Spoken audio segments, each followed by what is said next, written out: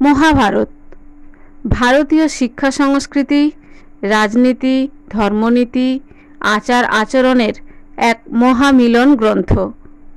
অমূল্য ধন। এ শুধু এক কাহিনী নয়, ভারতবর্ষের আত্মাও বটে। বহু গুণীজন একে বঙ্গানুবাদ করেছেন সময়ের প্রেক্ষিতে। আমরাও চেষ্টা করছি সহজ ও সরল ভাষায় গল্পের মতো করে এই মহাগ্রন্থ উপস্থাপনের। এই দীর্ঘ যাত্রাপথে আপনাকেও পেতে চাই সঙ্গী হিসেবে। দেখুন, শুনুন, মতামত দিন। লাইক, শেয়ার আর সাবস্ক্রাইব করে পাশে থাকুন, অনুরোধ রইল।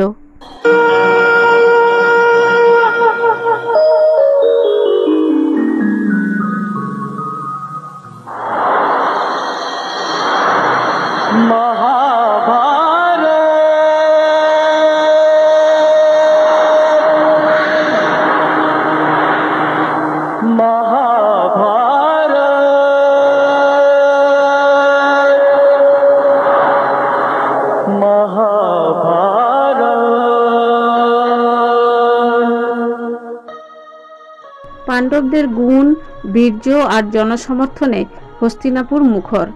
দুর্যোধনের অন্তরে জ্বালা বাড়তেই লাগলো।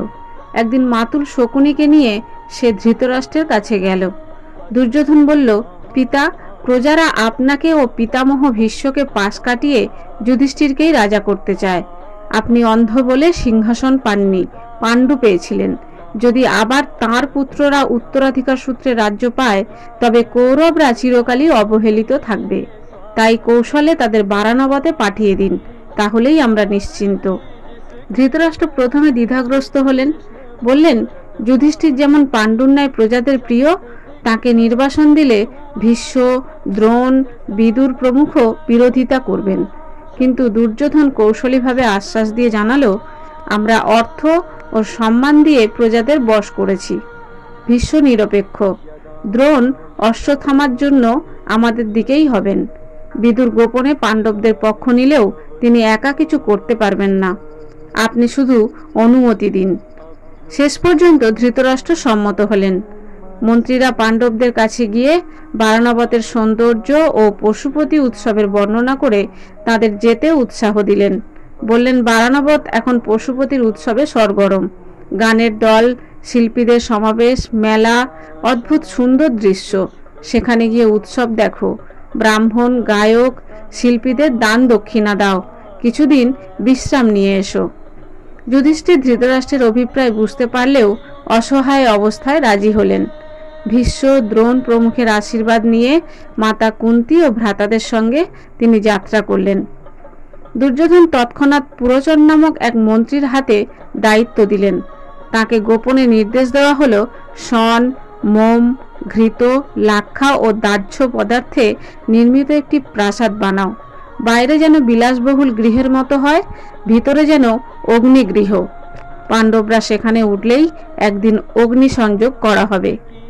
বিদুর দুর্যোধনের এই অভিসন্ধি বুঝে গেলেন। যুধিষ্ঠিরকে বিদুর নিজস্ব ম্লেচ্ছ ভাষায় সতর্ক করে দিলেন। শত্রুর অভিসন্ধি যে জানে, সে যেন বিপদ থেকে নিস্তারের উপায় করে। লৌহ ভিন্ন অন্য অস্ত্রেও প্রাণনাশ হয়। অগ্নিতে শুষ্ক বন দগ্ধ হয়, কিন্তু গর্তবাসীর ক্ষতি হয় না।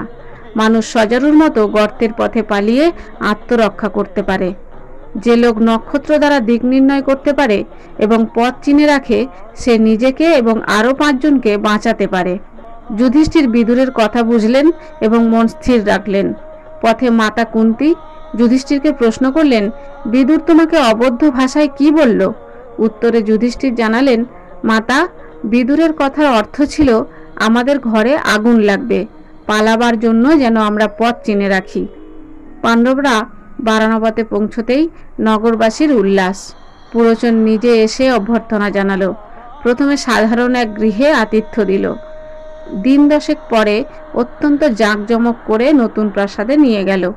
প্রাসাদের নাম শিব, অর্থাৎ শুভ, যদিও প্রকৃত অর্থে তা অশিব। গৃহে ঢুকেই যুধিষ্ঠির ও ভীম নাকে তীব্র ঘৃত লাক্ষার গন্ধ পেলেন।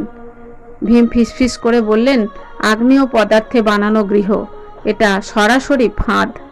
যুধিষ্ঠির শান্ত কণ্ঠে বললেন, সন্দেহ প্রকাশ করলে বিপদ বাড়বে।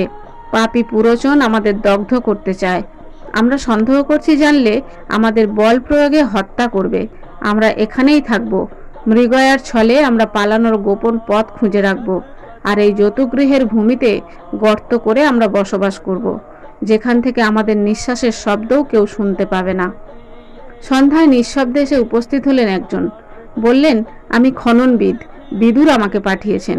আপনারা যাত্রার আগে যে ম্লেচ্ছ ভাষায় বার্তা পেয়েছিলেন তার কথা আমি জানি। এটাই আমার বিশ্বস্ততার পরিচয়। কৃষ্ণপক্ষের চতুর্দশী রাত্রে এই গৃহের দ্বারে আগুন দেবে। এখন আমাকে কি করতে হবে তাই বলুন। যুধিষ্ঠির বললেন, আপনি বিদুরের মতো আমাদের শুভার্থী। আপনি এখন খুব গোপনে এই গৃহের ভূমিতে গর্ত করে এমন এক সুড়ঙ্গ তৈরি করুন এবং দ্বারে কপাট লাগিয়ে ভূমি সমান করে দিন যাতে কেউ বুঝতে না পারে। শুরু হলো গোপন কাজ। প্রাসাদের ভিত্তিভূমিতে এক বৃহৎ সুড়ঙ্গ খোঁড়া হলো, যা শহরের বাইরে জঙ্গলে গিয়ে ওঠে। মুখে কপাট, ওপর ভাগ ভূমি সমান করে দেওয়া হলো যাতে বোঝা না যায়। সারাদিন পাণ্ডবরা মৃগয়ার অজুহাতে বাইরে বেরোন, রাত হলে সুড়ঙ্গের মধ্যে থাকেন। মাস যায়, ঋতু বদলায়। পাণ্ডবরা বাহ্যত আনন্দে দিন কাটান, দান দেন, উৎসব দেখেন, জনতার সঙ্গে মেশেন। পুরোচনও নিশ্চিন্ত হন যে পাণ্ডবদের মনে কোনো সন্দেহ নেই। যখন পুরোচনের সতর্কতা শিথিল, যুধিষ্ঠির বললেন, সময় এসেছে, আমরাই আগুন ধরাবো। পুরোচন নিজেই দগ্ধ হবে, আমরা সুড়ঙ্গ পথে পালাবো। একদিন কুন্তী ব্রাহ্মণ ভোজনের আয়োজন করলেন। শহরের অনেক নারীও এলেন। এক নিষাদ স্ত্রী তার 5 পুত্রকে নিয়ে অতিমাত্রায় মদ্যপান করে অচৈতন্য হয়ে প্রাসাদেই পড়ে রইল। রাত্রি গভীর হলে ভীম নিঃশব্দে এগোলো। পুরোচনের শয়নকক্ষ, যতুগৃহের প্রধান দ্বার এবং চারিদিকের দাহ্য স্তূপ সবখানে অগ্নিসংযোগ করল। লাক্ষা তৈলে ভেজা প্রাসাদ দাউ দাউ করে জ্বলে উঠল। শোয়ার ঘরে পুরোচন ঘুম ভাঙার আগেই দগ্ধ হলো। পাণ্ডবরা কুন্তীকে নিয়ে সুড়ঙ্গের কপাট সরালেন। মশাল হাতে আধার টপকে বাইরে বেরোলেন।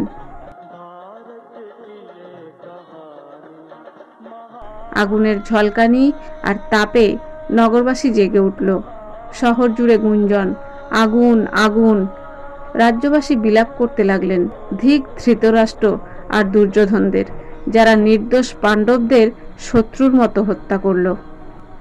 সুড়ঙ্গ থেকে বেরিয়ে মাতা কুন্তী ও পাণ্ডবরা গঙ্গার দিকে রওনা হলেন। কুন্তী ক্লান্ত, ভীম তাকে কাঁধে, নকুল সহদেবকে কোলে, যুধিষ্ঠির ও অর্জুনের হাত ধরে দ্রুত বেগে চললেন। গঙ্গা তীরে বিদুরের পাঠানো লোক অপেক্ষায় ছিল। একটি পতাকা শোভিত পাল নৌকা, যন্ত্রে বায়ুবেগ ধরার ব্যবস্থা, সবাইকে নিরাপদে ওপারে পৌঁছে দিল। বিদুরের অনুচর নৌকা থামিয়ে জয়ধ্বনি করে ফিরে গেল। ওপারে নেমে পাণ্ডবরা নক্ষত্র দেখে দক্ষিণ মুখে ঘন অরণ্যের দিকে হাঁটলেন। তৃষ্ণায় কাতর হলে ভীম পদ্মপাতায় ও উত্তরীয় ভিজিয়ে জল এনে দিলেন। সবাই ক্লান্ত হয়ে ভূমিতে শয্যা পাতলেন। ভীম একাই জেগে পাহারা দিলেন।